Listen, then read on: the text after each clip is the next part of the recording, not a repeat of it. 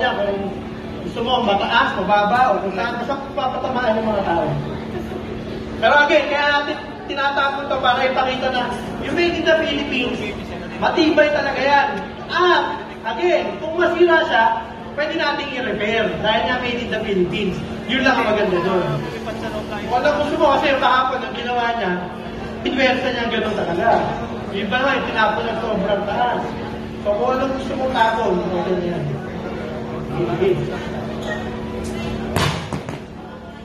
Medyo malayo na yung tinapon doon. Parang hindi gumagana, pero tingnan natin. Again, may power pa rin. Gumagana pa rin, yan, buo pa rin. Dahil Made in the Philippines siya, ganong patibay siya. So, again, ang message ko sa mga Filipino inventors, huwag tayong mawalan ng puso dahil wala daw sumusuporta sa invention natin. Yung iba, kaya walang sumusuporta sa invention natin, hindi nila naiintindihan dahil yung mindset ng ibang tao, kunyari, yung iba para sa pagkain, business na normal, or mga normal na bagay.